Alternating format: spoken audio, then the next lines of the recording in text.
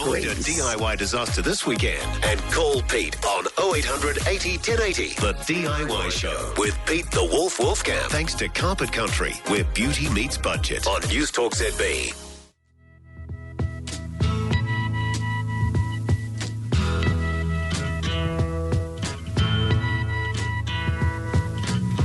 There's something happening here, but what it is ain't exactly clear. There's a man with a gun over there, telling me I got to beware. I think it's time we stop. Children, what's that sound? Everybody look what's going down.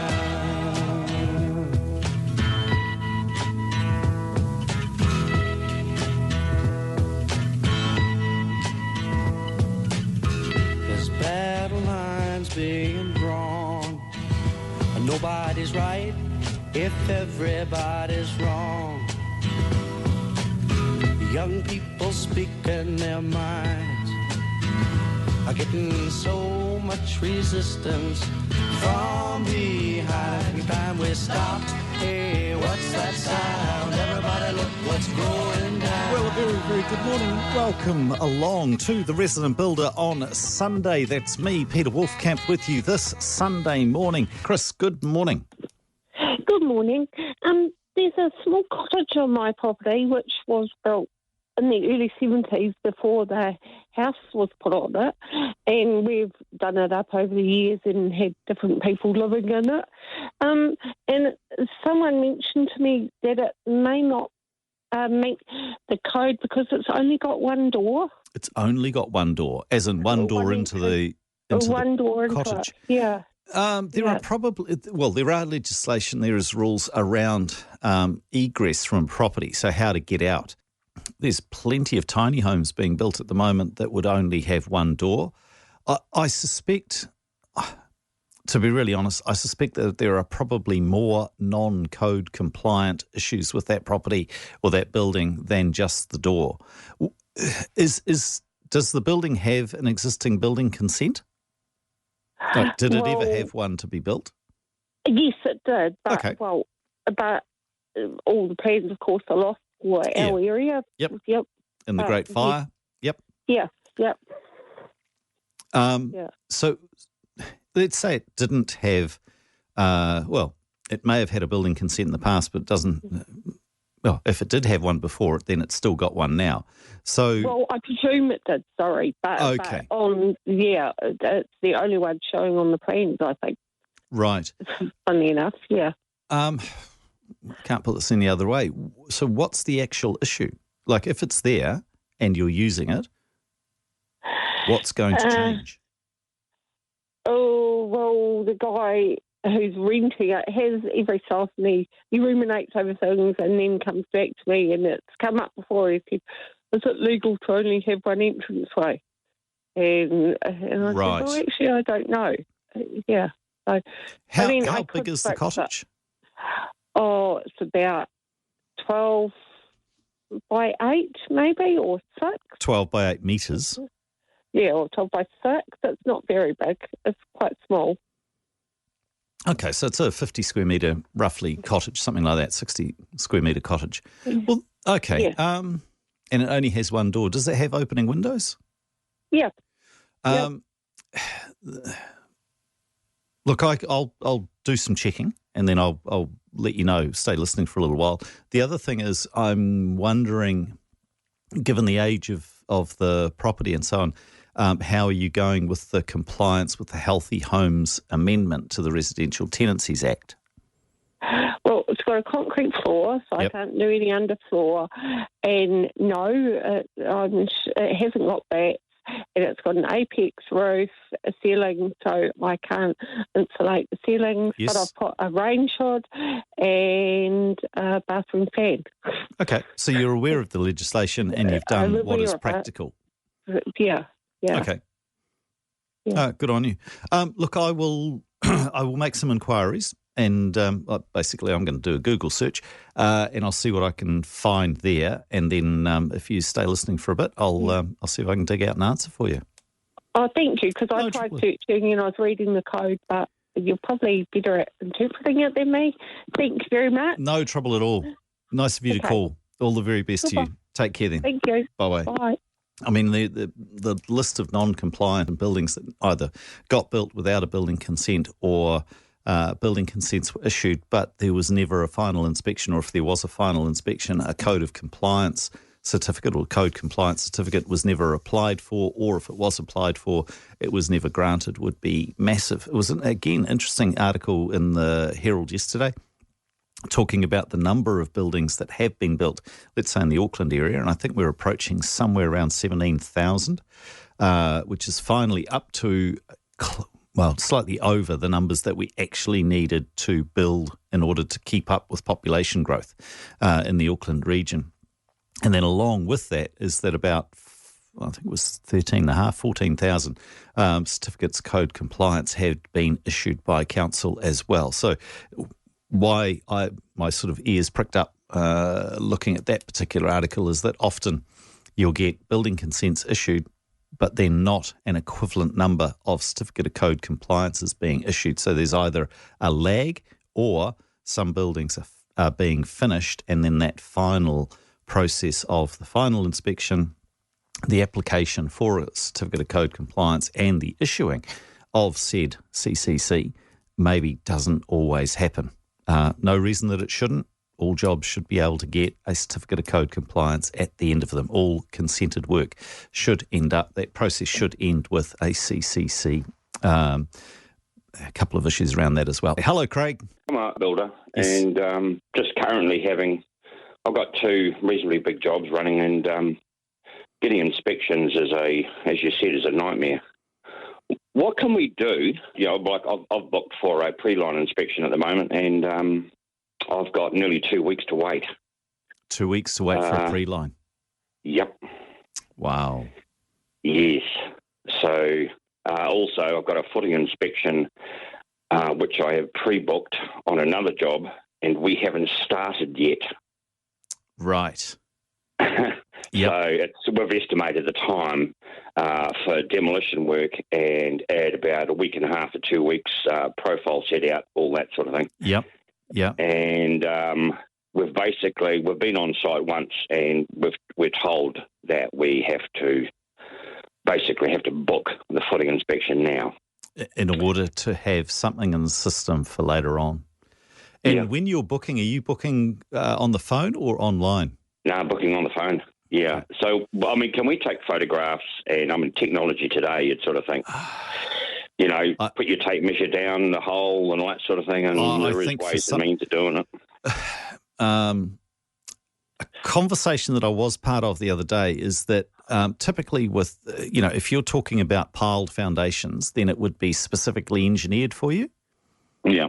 Is that your engineer, so for the purposes of people listening, so you get a building consent, you start work, then you book your critical inspections as set out in the building consent form for council to come and inspect, right? And that happens, I mean, it can be as much as 17 times, right, through the build process. And typically with a foundation inspection, council will... in your instance, you've had an engineer design it. So it's outside of 3604, the standard, rules for building. And so your engineer who has done the design will also want to come out and do a site observation or an inspection for themselves. And then that paperwork is left on site, and then the council inspector comes along afterwards, does their inspection, but also can't sign off somebody else's work, so they expect that inspection to have already happened, right? That's pretty much how it runs, eh? That's right, yeah. So what I have heard is that in instances where an engineer has been out on site to inspect footings that they have designed themselves, council may waive the inspection because arguably they're just coming out to rubber stamp what somebody else has done. Well, correct. You know what I mean? 2 or a 3 or whatever, yeah. So it might pay if you've, all of us have got our contacts, right? It might pay for you to talk to someone that you know and go, hey, look, in this instance, it is specifically engineered in the event, especially this time of year. I mean, if you've drilled and, piles and then you've got steel ready, you want to get that concrete in straight away. You don't want to be waiting, and if you're a day late and then you have to book and you have to wait 4 weeks, that's disaster, basically, isn't it? Well, I mean, what about engine piles? 125s is about 30. I think we've got to put in for a deck area. We're going to build the deck area first before we build the extension. Yes. And using that framing for scaffolding. Yeah, perfect. Yeah. So we're just we're drilling the holes 450 by 450 by 450. That was it. Plus a few, so, I mean, we've got that instance, but it's also the pre-line, like 2 weeks for a pre-line before we line. What do you do with your guys and what do you do with all your subbies that are all lined up? The job so that's where the photograph thing comes in. I mean, engineer's going to come in and do a pre-line, is he? But, it's getting to the stage where it's just getting ridiculous and people are getting angry. Yeah. Look, to be honest, carry on. I wouldn't want to be, working for inspections at council at the moment because every time you turn up on site, I mean, the hard thing is because that's the situation, people then resort to effectively kind of desperate measures, i.e. booking multiple inspections into the future, knowing that they may not need any of them, but they'll make bookings, effectively clogging up because in the end there are only so many inspectors and they can only do so many inspections. So if Builder B, who's working next to you, manages to book next week and the week after and the week after and the week after, knowing that he's probably not going to need them, then you don't get the opportunity to book because you're probably a bit more organised and you go, well, look, I think that if I book an inspection, I'll be ready for that inspection. I'll pass that inspection. That's another issue. They reckon at least 25% of building inspections fail, in which case it's then a recheck. Yeah. So, look, I suppose I'm gauging the situation rather than offering up any solutions because I mean, you would have thought about it. I've thought about it. I don't know what the solutions are.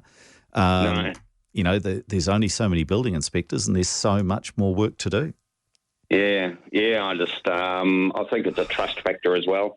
Even if you take photographs for minor stuff which do need inspections. Well, look, a post-line inspection, for example, right? I mean, by the sound of it, you've probably been building 30 years or so.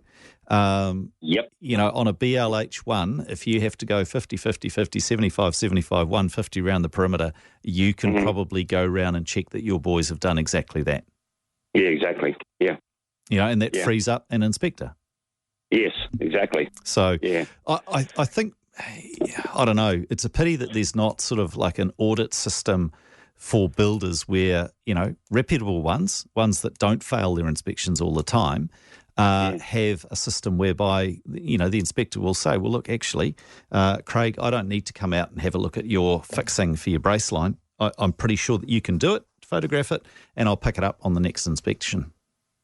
Yeah, and that's where the old argument comes in with the old self-compliant bloody builders, the argument we had a couple of years ago. Well, yeah, I mean, look, I think there's some fishhooks in that. But, the whole point of being a licensed building practitioner is that you should be able to prove a certain level of competency, and being able to nail off a brace sheet is pretty low down on that list of competencies, I would have thought. Yeah. However, you talk to inspectors and the number of times they turn up and find that people haven't done it, that's why they have to keep coming back. Yep. Exactly, yeah. Mate, I got no great answers, but I certainly sympathise with you. All the best to you, Craig. By the way, Peter, it's renewal of LBP licences at the moment, isn't it? Yeah, mine's in September. Up? Yep. Oh, okay. Yeah. I keep forgetting mine's just up now. Bugger. All right, mate. All the very best to you. Take care. Thanks. See you then. Bye-bye then. There we go. There's someone literally in the trenches doing footings and that, booking 4 weeks in advance for a building inspection. And, for anyone who's ever tried that, this is basically, we haven't done anything on site. We've got to demolish, we've got to set up, we've got to drill, we've got to get foundations ready, and we're expecting to hit a day 4 weeks into the future. Rains like today, holes fill up with water. What are you going to do? 0800 80 10 80, the number. Hello, Cheryl. Oh, g'day, Pete. Good morning. I'd like to ask you about ceiling installation. Sure. I've got a 1970s corrugated iron roof, low profile, which means there's not much room in the ceiling. Over the years, I've had 3 different guys come round to have a look, but no, they say there's not enough room, so I'm going to have to go along the line of the blow-in insulation. Is that sort of, the stuff that you can blow into the Sure. And ceiling? I suppose the advantage potentially of that is that, with a hose, it's a 100mm hose, you could sort of extend that out in front of you and get to those areas where the slope of the roof pitches down to the top plate on the exterior, where it's difficult to get in there. It's never an easy job. To be honest, I've met very few roofs that are that low pitched that you can't get to the very outside of it. But yes, the blow-in insulation for a tricky to reach area is probably quite a good solution. The other thing is, if the house is in its 70s, does it still have the original roof? No, it doesn't. Okay, all right. Because that's the other option. Before, before all the insulation sort of, because I thought about that. That's when it should have been done. Yeah. Well, that's what I was going to say. That would be the perfect opportunity. But what's happened, it's a rough sort of L-shaped house, and the manhole is in the hallway, in the linen cupboard. Yes. And a plumber was able to sort of crawl out a couple of years ago and put a replacement valve in the header tank, when it was going. But he struggled, and then as it goes down to the bedrooms, that's where it's really low. Yeah, sure thing. Over the lounge was a bit higher. Yeah. Look, I think in this instance, it's probably quite a good solution. And, today with cameras, I've got one at home. There's a little camera called a ferret inspection camera that you can put onto a pole and look into, small recesses. Because the key to insulation is having a complete insulation blanket, right? You need to be able to insulate all of it. So what you want to assure yourself of is that once that blown insulation is in, that it has reached the perimeter of the building in those difficult to reach areas. And you can do that by, using an inspection camera or something similar. So I think you're probably on the right track. Yeah, so does all this insulation, does it just sort of lie on top of all the wiring and things that are sort of... Yeah, it does. And that's no problem. Oh, okay. Okay. All right, all I'll the ring best tomorrow. Thank you. Thank you. Take care. See you then, Cheryl. See you. Bye. The other thing to check would be downlights. Obviously, if you've got downlights, that's a little bit trickier. Blow-in insulation downlights, the old incandescent ones, probably not a very good mix. Hello, Winnie. Oh, good morning, Pete. Hi, Winnie. Good morning. Hey, I have been given a beautiful marble table. It's about 40 years old, and the previous owners have the tabletop sprayed with a spray to protect it and keep it clean. But now it has bubbles. And I was thinking, is there anything that I can use to strip off that kind of spray and make it smooth again? You know what I'd be inclined to do is, actually, I had one thought and then I had another one, the second one slightly more macabre than the first one. My first thought was to go to someone like Italian Stone, who are benchtop manufacturers out in New Lynn. The people there know everything about stone, right? So you might be able to take the top to them and they could actually polish it or resurface it. The other thought I had is, because one of the things that marble gets used a lot for is headstones. So if you knew a monumental mason, basically someone who makes headstones, they may be able to give you some advice as well. Slightly darker thought than my first one. But Right. But I would give someone like Italian Stone a call and see if you can get some specific advice from them. And they may be able to do the resurfacing as well. Resurfacing. I think that's excellent advice. My pleasure. One quick word. It said that the marble table is so heavy. I can't lift it. Look, someone might be able to come out and resurface it there as well, in the same way that they'd polish bench tops on site and things like that. So try excellent. them, see how you go. Great. Thank you very, very much. My pleasure, Winnie. You have a lovely day, Pete. You too. Thank you. Take care. Bye. Then. Getting someone in to fix it up? Do it yourself. Call Pete Wolfcamp, the resident builder. Thanks to Carpet Country, where beauty meets budget. News Talk ZB. Getting a couple of interesting texts with regard to the inspections and the backlog. Now, I don't know whether it's just an Auckland issue. I can only speak for my experience and the experience that's being fed back to me, which is with regard to booking building inspections in the Auckland region. I suspect there might be some pressure on in other parts of the country as well. And then an interesting text, we live opposite an empty section and it will be developed. What is the best website to keep track of what is going on in Auckland? I presume by that you're wanting to inquire either about, what development plans there are for the Auckland region, in which case you just go to the Auckland Council website and basically search up unitary plan, and that'll give you an idea of the zoning and so on and so forth. Then the other thing would be is that things like resource consents, building consents are pretty much public information. So if there is a development that is going on right next to you, you can search for the resource consent. I'm pretty sure about this. You can search for the resource consent and then you can, in a sense, ensure that you have all of the information about what is and isn't permissible next door. 0800 80 1080 if you want to chat about that. Al, good morning to you. Yeah, good morning, Pete. How are you? I'm well. Good. Hey, Al, just one out of refurbishing a 1968 9-metre caravan. Yep. And we've re-roofed it with 5 sheets, 1200 by 2.4, going acrossways with jointers in the middle of it and some fixings and that around the side of it and all that. But the guy that helped us, we fell off the plank and he's put his foot on it and he stretched the aluminium as aluminium does. Yes, it does.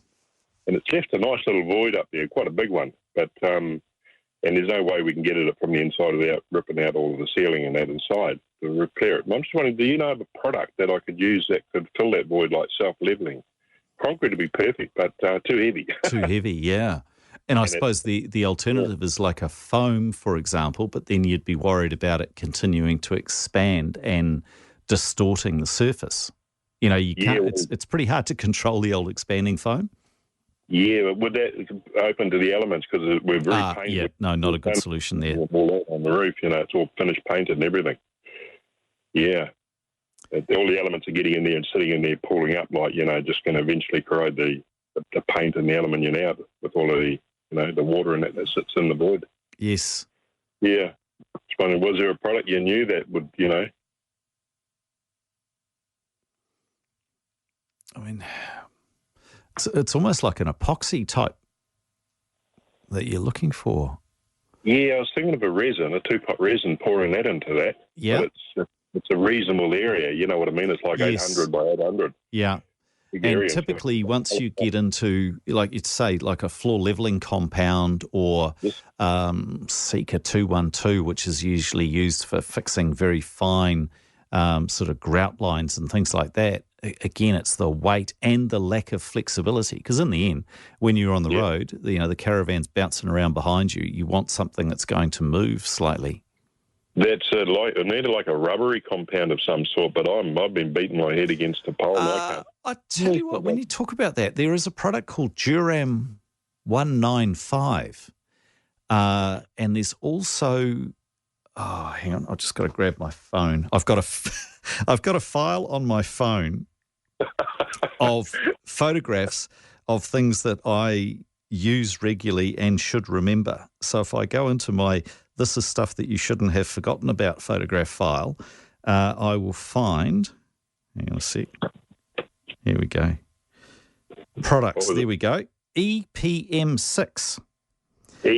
EPM6. Now, it's a brush-on waterproof membrane, but because it's flowable, right, it's reasonable, it's a little bit viscous. I wonder whether the Duram 195 might be the better bet.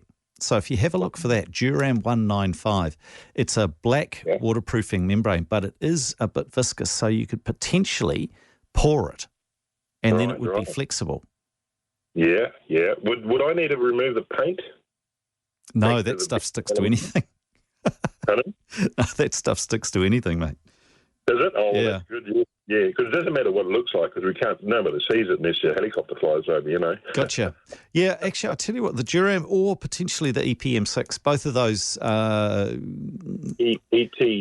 EP, so Echo, Papa, Mike 6, I think it is. I'm trying to learn the military alphabet. EPM6 is the one. Stick to your building, you do that good. Yeah, mate. All right, I'll stick to that. Nice to talk to you, Al. All the very best. Okay, Take care. Thanks. Bye-bye then. 0800 80 1080 is the number to call. If you've got a question about your building project or something that you're just building, the lines are open. The number is 0800 80 1080. Another text. Now, someone said with regard to trying to find out what's going on next door, let's say if there's a development, buy the property file. I don't know that you can buy the property file for a property that you don't own. Oh, no, of course you can, because if you're buying it, you can request the property file. Good idea. Thank you very much. Oh, wait, plumber. He uses the Duram. Excellent if you use Scrim. Lasts forever and it won't crack. There's cheers from Tony the plumber. The Duram. Yeah, I did a roof as a temporary fix about, I don't know, 20 years ago. Still working fine. Alexa, good morning. Oh, good morning. I wonder if you can help me with that. Who to contact? Sure. I've got a blocked down pipe, that takes the rainwater from the roof. Yep. And I was wondering, who do you contact? What I'm concerned about is that there might be something solid in this down pipe, because before my husband went blind, he was a good handyman, and we had another blocked down pipe. And he found a piece of concrete tile from the roof. Oh, yes.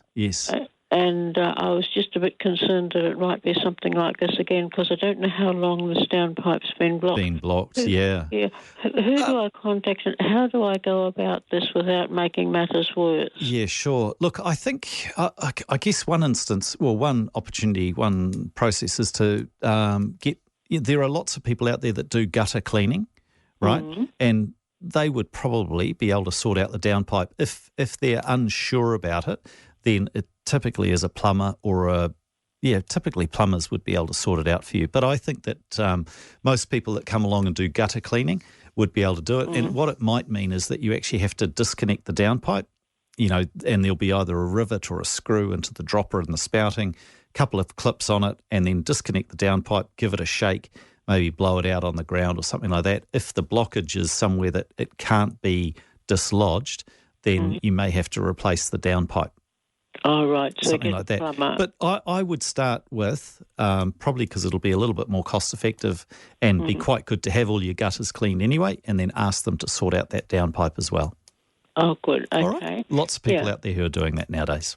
Oh, thank you very much. All the very best to you. Bye-bye then. You. And I'm pretty sure that organisations like Grey Power probably keep a list of contractors that they are happy to recommend as well. Because as per our conversation just before the 7 o'clock news with Kit, how do you know you're getting a good tradesperson? If you're just reliant on, an online search, or in the old days, the Yellow Pages or something like that, how do you know you're getting someone good? 0800 80 1080 is the number. Hello, Robin. Hey, good morning. Good morning, Robin. What a fabulous show you have. I am a Kiwi returned from 20 years overseas. Yes. And keen to buy a house. Very difficult time to be buying a house. However, I just wanted to make sure that before I progressed, and I've seen properties that I really like, that I get the right documentation. I've heard of things like LIM reports. I just wanted to see what might throw up a red flag. I did when I was speaking with the agent, asked where the property boundaries were. Yep. She had absolutely no idea. I thought that was kind of an odd response. And then I also, what other documentation should I need and should I be looking for when I get it? Great question. All right. Because it could be a very long answer, so I'll try and be as brief as possible. Or should I hand it all over to my lawyer and say, hey, you deal with it? But, I think that know these things.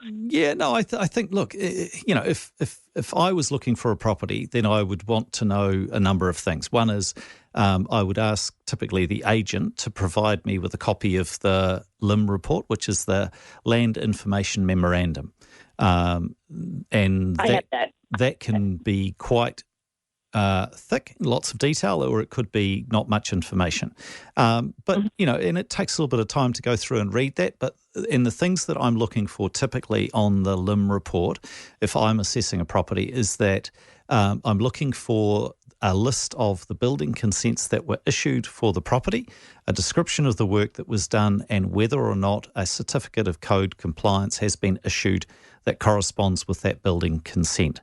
Because obviously, if you're buying a property that has had work done for which a building consent was issued and there is no certificate of code compliance, then if you did go ahead and buy it, you then are responsible for the building. Now, you could go ahead and sell it without one later on in life, but someone will ask you the same questions as you would have asked the vendor, which is why doesn't it have a certificate of code compliance? So that's a pretty key one. I'm not saying that you shouldn't buy a property that doesn't have one, but it's something to look for. The other thing is on the LIM report, it will also give you an idea of what the zoning of the area is, and then you can cross-reference that with things like the district plan or the unitary plan if you're in Auckland to ensure that you know what your neighbourhood might look like in the future. Because I think that some people are waking up to the fact that where I used to live next door to my neighbours who had a 1940s bungalow, I'm going to soon be living next door to 3 terrace houses that are 9 metres tall. So if you need to look at that. The other thing is that if you're really, really certain on a property and it's taken your heart, is that you can get a building inspection done. Now, there is no real description of no one is in effect licensed. There is no licensing system for building inspections. There are standards and people should be expected to perform to the standards set down in the legislation. The better option probably is to look at someone who might be a registered building surveyor. And if you're close to signing for the property, then maybe you go, if you're unsure about something, have a registered building surveyor come and undertake a pre-purchase report for you. Fabulous. That's pretty much the process. Or you could just go to an auction, put your hand up and see what happens. No. This is New Zealand. Remember, we pretty much do what we like. So that's the basic background to it, I think. Fabulous. Thank you very much. All right. Good luck with it. It's quite a journey. Yep. And all exciting. Right. And absolutely, and it should be. And I wish you all the very best. Thanks. Nice to talk. Take care then. Bye-bye. And Chris, good morning. Yeah, good morning. G'day, Chris. How are you? Yeah, pretty good. Just talking about the healthy home standards for rental properties and the assessments thereof. So I'm a tradie and just turning 50 soon, looking to pivot a bit and get off the tools a bit so I can actually have a body that's worthwhile when I retire. And I've recently done a course. Yes. For so it's the halfway stage of the full Principles of Home Performance Assessment. Yes.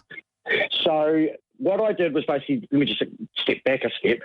I was talking to some property managers who said that they need these reports done. Yes. For the landlords of the properties. Yep. We kind of have agreed a fee. That prompted me to go and do the course. And I'm now in the stages of just kind of trying to turn down work and actually build up that part of your business. Yeah. Hey, look, the point being is that there is kind of it's not specifically designed to be an assessor for rental properties. Yeah, that's okay. But it does give you some sort of a bit of paper that says you at least know something about how great. Are supposed to perform. You know what I mean? Yeah. Yeah.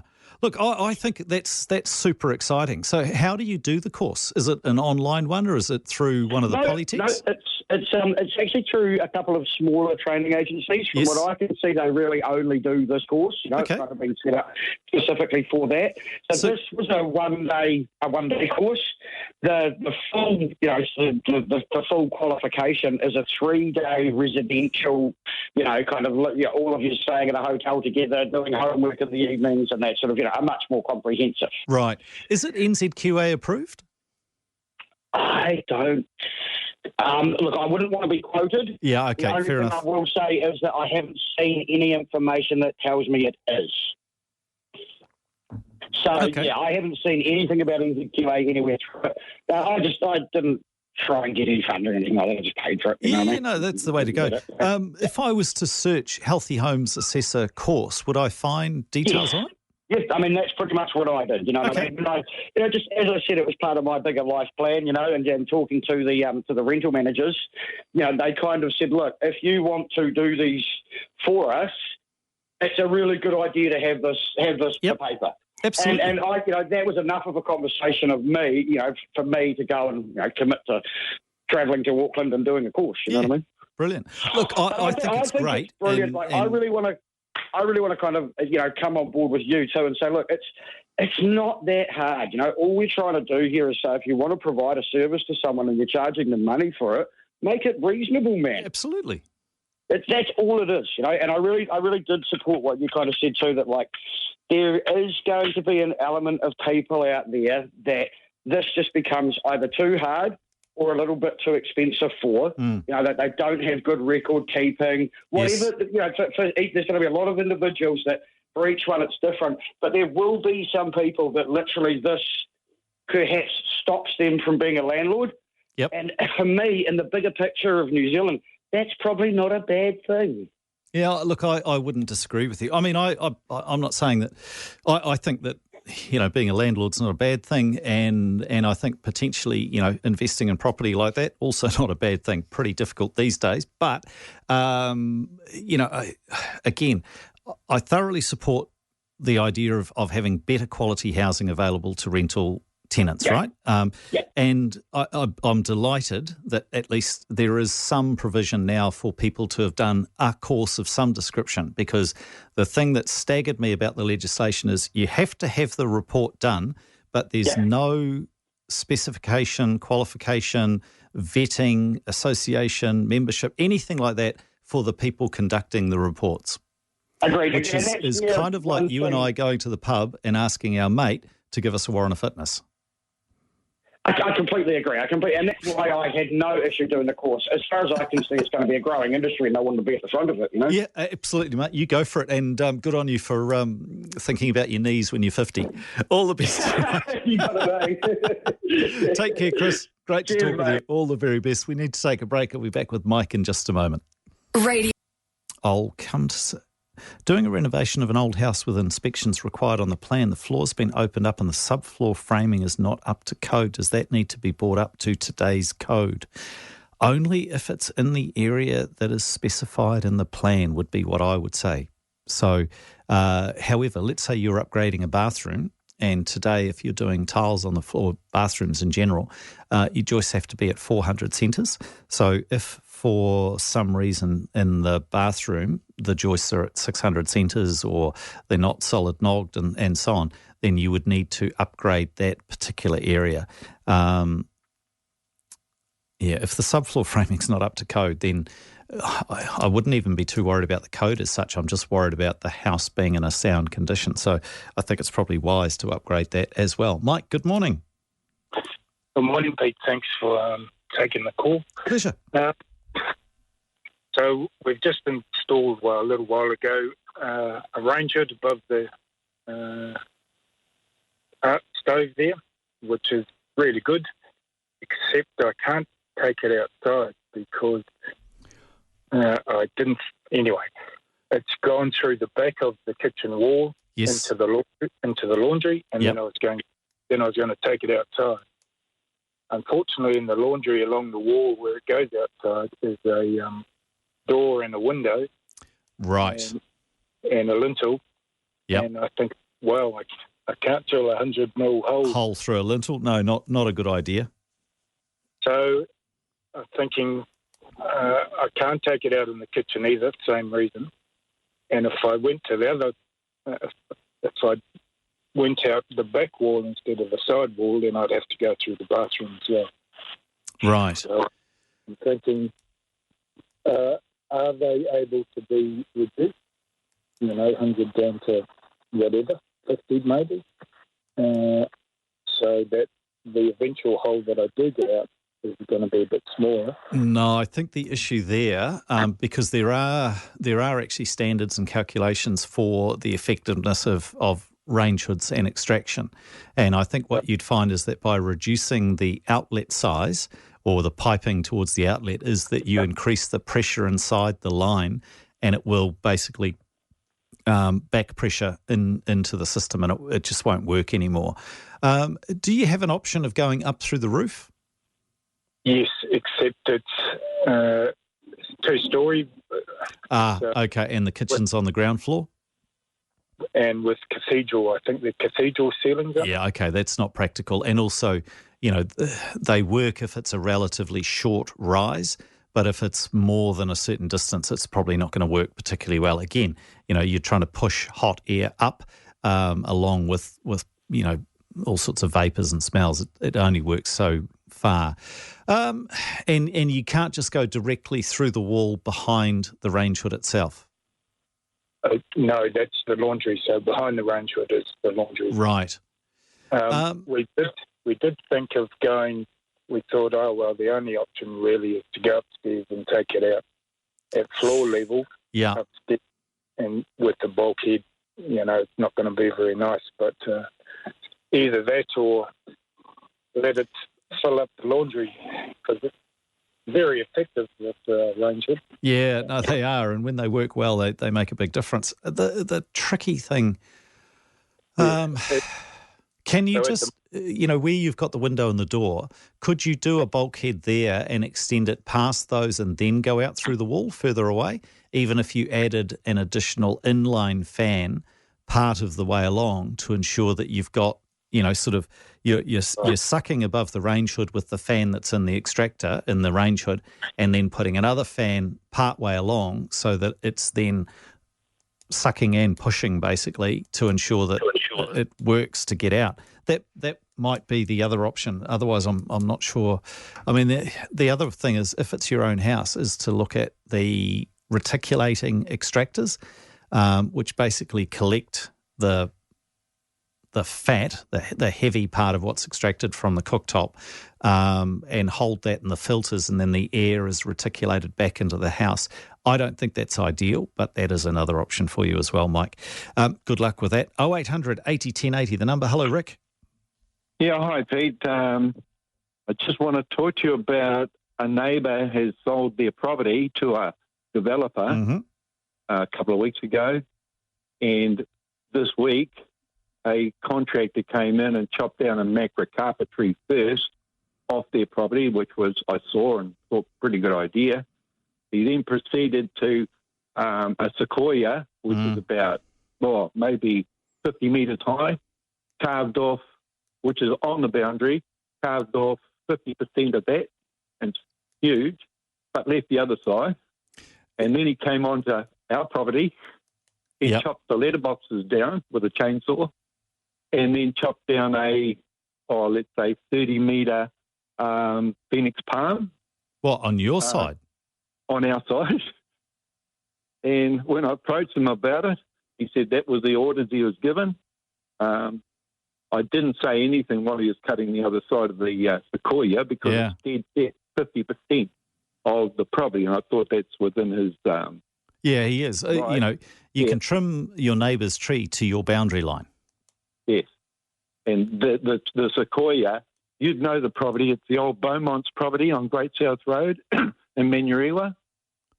I haven't been out that way for a long time, but yep. No, but that's been gone for a long time. I'm with you. Bridge, the railway bridge? Yep. Anyway. Yep. Yeah, so the sequoia was a landmark, and so was the Phoenix palm.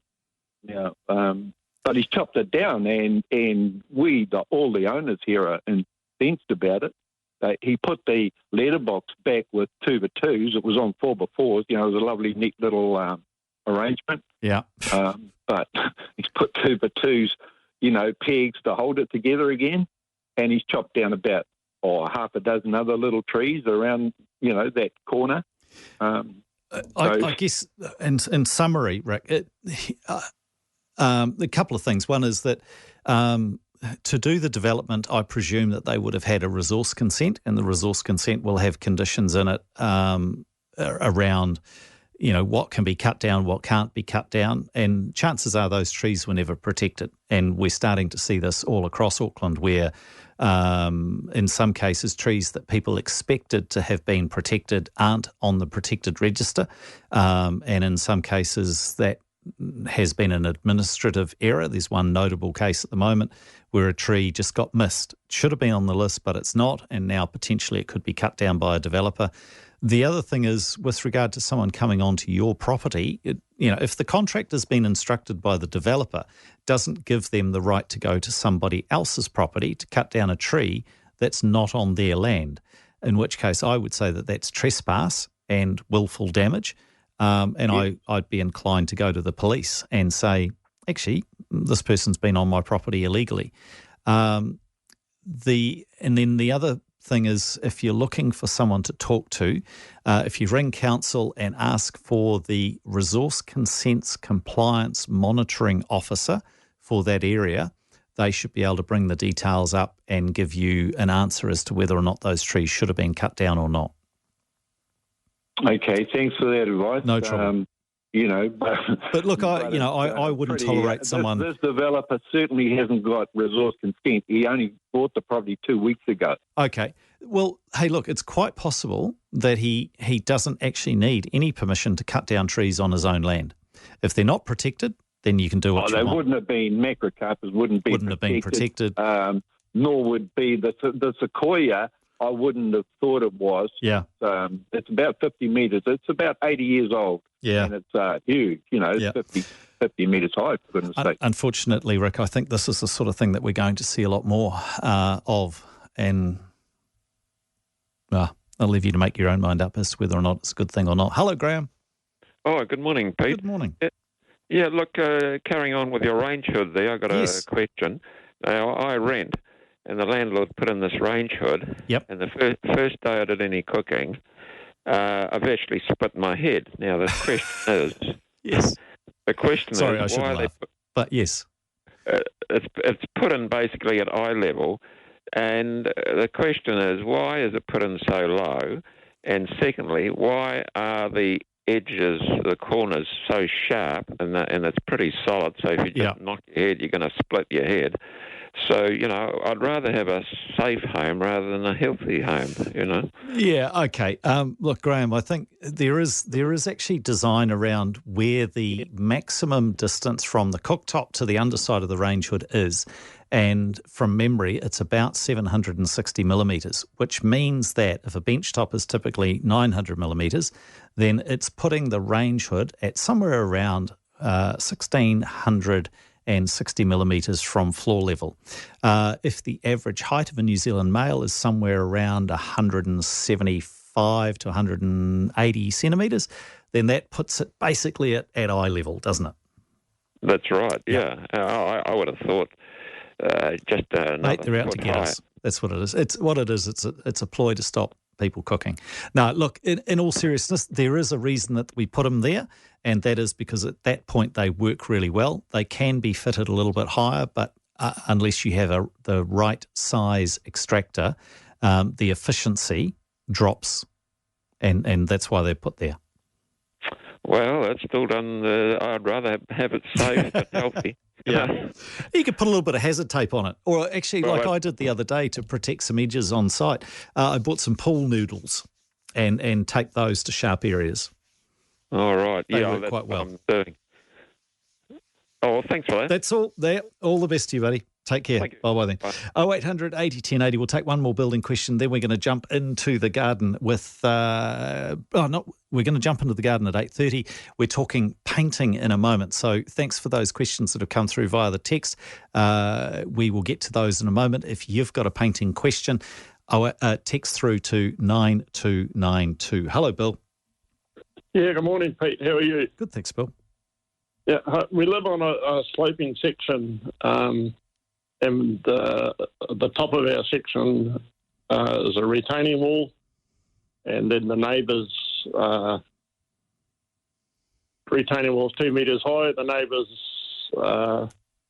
house is roughly 3 metres above that. Yes. And their section is subsiding. Ah. How I know that is because they put there's 4 units up there. They put the last unit up for fire sale in late 2019, and we inquired about it and we got the engineering reports. Ah, okay. And what's happening with the subsidence is there's a concrete retaining wall, 25 by 25 metres. Yes. At a right angle to hold that last unit up. Yeah, yeah. And that's also subsiding into our property. And at this stage, it's 2 metres high. It's moved 125 mil, leading into our property. And and it's only going to get worse. Yeah, it sure is. It's only going to end one way. We know exactly where the pegs are. Yep. And I think some months ago, you were talking if the retaining wall's not on your side or, where the pegs are and the retaining wall's clearly on their side, it's their problem. Absolutely it is. Yeah, that's just my question is, do I notify them? Because living up there, they probably don't realise what's actually happening. Yeah, and I mean, given that, so this construction occurred in 2019 roughly. This is when that's when they sold the back unit of the 4 units above us. But when was the retaining wall built roughly? Oh, in 1975 when the units were established. Okay, now that's a bit trickier.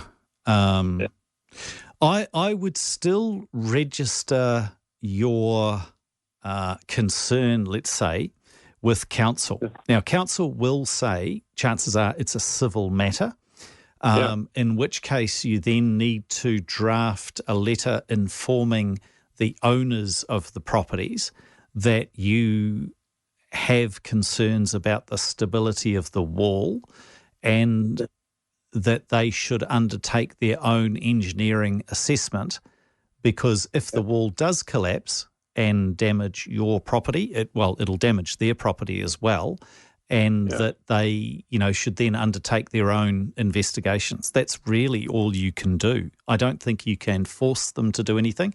Certainly there's no point in going back to the original contractors because they're long gone. But, if there is that significant amount of movement, then you would have a genuine concern. I think, too, if you were to photograph it and send it to council as a matter of public safety, they may want to act on that. So typically with things like fencing disputes and boundaries and that sort of thing, it becomes a civil matter. But in this instance here, where the potential for collapse is real, I think, and the potential for harm, council should act as a matter of public safety. Okay. So I would inform council of your concerns. Yeah, sounds excellent. All right, Thank mate. you, Peter. All the very best to you, Bill. It will reduce the effect of heat. It won't stop cupping or warping altogether, but that's probably already happened. Yes, sounds like it. Yeah, with News Talk ZB, we're about to jump into the garden with Rit Kleinpaster, and he's here. He's here already. He's here. I'm here. In the starting blocks, ready to go. Peter, Morning, sir. Peter, good morning. Yeah. Good morning. For the first time in 35 years on News Talk ZB, I forgot my access card. Oh, fabulous. Mother's Day. There we go. Happy Mother's Day, everybody. So just turn around and go back home. Perfect. No, I didn't. I didn't. I knocked really aggressively on the front door. And there was a lovely lady here who's one of the newsroom people. And it was, you're great. Thank you. Remember years ago, I think Marcus left the studio, went to the bathroom, and then realised that he'd left his access code on the desk. Yeah. And I think broke in. Or so, I don't know how he did it, but anyway. Yeah. There's stories like that everywhere. Had to break in. No. Brilliant. Well, good morning, and it's lovely to be with you again this morning. And having spent, again, yesterday a couple of hours in the garden, I can see the attraction. It's nice, isn't it? Yeah, it was lovely. And some of the one of the places that I was at had a whole lot of, I'm going to say that they're like a camellia, and they'd all burst into flower, and then the flowers are on the ground, and I'm sort of mowing them up. It's all turning into mulch. It's all a lovely cycle. It is the cycle, exactly what you do there. That's right. And I do the same with all the fallen leaves. In this case, I mow them. This is the only time of the year that I actually use a catcher. Yep. And I get all these things, and I use that as mulch. And chuck that into my wonderful compost bin, because that's all the carbon and the nitrogen and the phosphates and the potash. All that stuff goes in there. And gosh, this is a good time of the year. And you know what? Last night I went to bed. Outside it was 18 degrees. I woke up this morning. It was 19.5 degrees. Not exactly, but it was like 0 last week or something, wasn't it? I know. It was blinking cold. It was terribly cold. But I don't know what's going on. And then there will be somebody saying, it's going to be winter soon. Yep, I know. It probably will be. Funny that. Yeah. Rightio, let's get into some calls. If you've got questions for it, you should call us now. 0800 80 10 80 is the number. Hello, Ian. Good morning. I have a question. It's not prevalent at the moment, but around midsummer, December time, I have a lot of flies that seem to live in the ground that come out. Quite busy, Ian? They're quite busy. They're quite busy. In and out, and they walk around and go back in the hole. Yeah. Correct, yes. Yeah. And they're sort of cigar-shaped. Under the belly or under the thorax, they have like very pale stripes, and some of them have a yellow patch on either side of their back legs. Mm-hmm, that's right. Yeah, cool. I don't know what they are, and I don't know how to get rid of them. Ian, let you and I go back to university and do a course in Entomology 101. Right. If you look at them really cool and carefully, you'll see they have 4 wings, 2 large front wings and 2 smaller back wings. Look, you really need to have them in the hand. Flies belong to the order of Diptera. Di means 2, ptera, wings. 2 wings. So flies always have 2 wings. But so what I'm trying to say is that they aren't flies, because flies have only got 2 wings. Number 2, they are native bees. Okay. They make little holes in the ground up to a foot deep, 30 centimetres, 40 centimetres. And right at the bottom they have a cell. They've got a couple of eggs there, 1 egg if you like, and they put the pollen and nectar resources for the larvae, for their babies, right in the bottom. And what you see on the yellow on the side of the body are the pollen sacs in which they carry the pollen into the nest. It's like a tulle roof rack, you know what I mean? Attached to their legs. So, and they're smallish, aren't they? Quite slim and indeed pointy on one end and quite large on one end. Yeah. Native bees. We've got cigar shape. We've got about 30 or so species in New Zealand, and some of them live in the soil. Others live in hollow stems, and others live in little nooks and crannies where they make their own nests. It's amazing. Brilliant. Right. Not many people realize it. They do all the pollination of all the native stuff for you, 24/7 and for free. So I shouldn't get rid of them?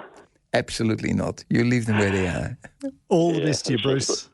Thank you. Ian, thanks very much for that. Hey, Ruud, text message. Good morning. Can you tell me the best way, apart from using weed killer, to stop weeds growing between the bricks in my patio?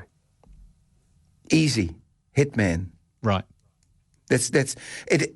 It kills weeds, but it's not a weed killer as such. It's what we call life-friendly chemistry. Mm-hmm. It ruptures the cells on the plants. It doesn't, get into the plant or is systemic or anything like that. And basically, these things then lose water so quickly, especially those plants, that they will be brown in 3-4 hours. Bang. Got it. Perfect. Bruce, good morning to you. Oh, good morning. What can we do for you? About 4 years ago, I planted a couple of Feijoa trees. It's the brand of them is Karariki, and they just started fruiting. Lovely big fruit. They're about 90 millimetres long and 170 millimetres in circumference. Yeah. Now, this year, all the grass underneath them on my lawn is dying away. Can you help me with that? Why has that got something to do with these Feijoas? Could it be shading of the Feijoas? I don't really know. I wondered for a start if it was grass grub, but I've had a dig round near them, and I can't see any grubs there at all. You've had a dig in the grass, okay, because I've got heaps of grass grubs on the hill in Christchurch at the moment. It's brilliant. In fact, it's so brilliant that I get all the birds making holes in my lawn because they're feasting on them. So, yes, it could be a grass grub type species, but it depends on how you deep. I would say that in the drought, they might be deeper where it's not moister, if you like. You know what I mean? This is only underneath the trees. Okay. I've got two trees. They're about 2.5 metres apart, and the ground is just bare. I raked it the other day, and the grass just came away and left bare ground underneath it. Bruce, have you watered the trees at all and the grass underneath? Fairly regularly, yes. Okay, all right. So it's not that. Well, look, if a tree like that is really casting a big shadow, it not only halves, it actually quarters the amount of light that is there for grass to grow. So it could be something like that. It could be a slowly changing condition. Add to that the extremely dry summer and autumn we've had so far, and the fact that we're getting some grass grubs mucking around there, which eat the roots of the grass, by the way. You might get, if you add all that up, I can imagine that happens, yeah. Oh, so you don't know what's causing it then, apart from maybe grass grubs? No, unless I visit you one wonderful winter's afternoon, I can't, because I need to see what's there. And I would dig a bit deeper to find those grass grubs if I were you. Oh, yes. Yeah, I went down about a spade depth. Yeah, that's where they should be, right there, right at the bottom, yeah. Oh, well. Sorry, I can't help you any more than that. It could be all of these conditions. That will remain a mystery for now. Getting someone in to fix it up? Do it yourself. Call Pete Wolfcamp, the resident builder. Thanks to Carpet Country, where beauty meets budget. News Talk ZB. As the weather gets a bit colder, I think we generally start thinking about pruning. Good morning to you, Gerald. Yeah, good morning, Ruth. What's the best time to prune a well-established 8 to 10-year-old lemon tree? Now's a good time because the tree is because there's no borer, no lemon tree borer on the wing until at least September. Okay. And that means that your wounds can actually heal. You can actually paint your wounds if you're worried about lemon tree borer, especially if you're in the north of our country. I think it's a good idea to do it now. And the reason is also that I know that there will be fruit on the tree, as you may see. Yes. And you can either avoid it or say, look, this year, too bad. Actually, sometimes I think it's sometimes best to have 2 or 3 lemon trees because they fruit well one year and not the next year. You know what I mean? And so you can actually muck around with your pruning schedule like that as well. Right. And the way to prune them, to be quite honest, Gerald, is to go and take whole branches out of the middle so that you get a really nice airy inside and it becomes open. Okay. Okay. Right. It's growing prolifically. A lot of new growth shooting straight up. So it needs to be tamed. Absolutely. Is it coming from below the graft or above the graft? Above the graft. Okay, so you're fine with that. You know what I mean, eh? Yep. Okay. Okay. Now, we'll do it now. Off you go. See ya. All the best. Actually, where was I yesterday? One of the places I went to doing some work, they had, I think it was grapefruit tree with quite a lot of growth. So if I wanted to prune that, should I wait? No, after the fruit has fallen. Yeah, now. Okay. So when the fruit has fallen off, go. And then before September? No, right now. Okay, perfect. Don't muck around till September because what happens now is if you cut, for instance, I used to do a ring-ding-ding with my hedge and, and cut it to an inch of its life. Yes. The new foliage, the new branches will then come out during winter or start during winter and start setting buds for flowers for this coming flowering season in Christmas. I got ahead of myself last year where I happened to go to the still shop because I needed some other bits and pieces and bought a brand new still hedge trimmer. But my hedge didn't need trimming. So I've waited patiently for the hedge to finally get big enough, and then last weekend out came the brand new still hedge trimmer, and it was just so much fun. What was the hedge, Peter? A ficus tuffy. So we planted it last when we planted it. It would have gone in about May last year. Nice, and yeah. it's just got to that stage where I can start to trim it up. But I've had this brand new hedge trimmer sitting in the workshop for about 3 months waiting for the opportunity to break it out and have a go. But there's another little aspect to this whole story of hedges. You know how you always want your hedges to be going from the top to the bottom and have leaves all the way down and be dense? Yes. Which means that the moment you plant your hedge, you take secateurs or clippers and start clipping the outside buds off. Right. Very lightly. And that will mean that underneath it will start spreading and getting other branches, more branches, becomes a lot denser. And that means you're actually predisposing your hedge to a very nice, even growth from bottom right up to the top. So that hedge trimmer would have come in handy if you would have had a very accurate way of using it. That's where I use my mate Jade, who's a qualified horticulturalist, who comes along and with his secateurs does that little nip here and a little nip there. Yeah. Wonderful. Right, let's get on with it. Hello, Ken. Good morning, Pete. Good morning, Rude. Hi, Ken. I've been told to keep it brief, so this may be hopelessly naive on my part, but you've probably heard of recent resurgence of interest in wool, both in fabric and particularly carpets. Yes. And I'm thinking of your old colleagues at places like Mount Albert, and what I'm about to say is probably not in their brief, but if not them, then who? Yeah. You've probably heard of the CRISPR gene splicing technique that's been around for over a decade now. Sure. Is anybody looking at the possibility of using that, not in insects, but in sheep themselves, to make wool less palatable for the target insects? Carpet beetles and clothes moths. Yeah. Yeah, I know exactly what you mean. I don't know if anybody is doing it. I think there is a slight problem in New Zealand with the legislation around that, because you can't just CRISPRize it. Probably it needs to be a university project for somebody. And it will need to be discussed at the political level as well. I like this question because this is exactly the same sort of stuff that we're looking at with predator-free. Can we use CRISPR? How can we do it safely? Or do we have to send it to America for the trials? Yeah. You know what I mean? Yeah. No, I'm with you because my carpet in the house that we're living in, I know we're going to rebuild the whole lot, so I'm not worried, but it's incredibly denuded by not carpet beetle. I've got clothes moths, beautiful moths with orange haircuts. It's great. Yeah. Never mind. But I know how devastating they can be and how quick they go over the year. It's just incredible. And I agree with you. If we have these particular stored products pests nibbling away at your wool in your, for instance, as in your walls as insulation or as carpets or as whatever materials, then yes, the life of the wool might be reduced. And I think we could do something about it. Not a bad idea, Ken. Thanks for that, Red.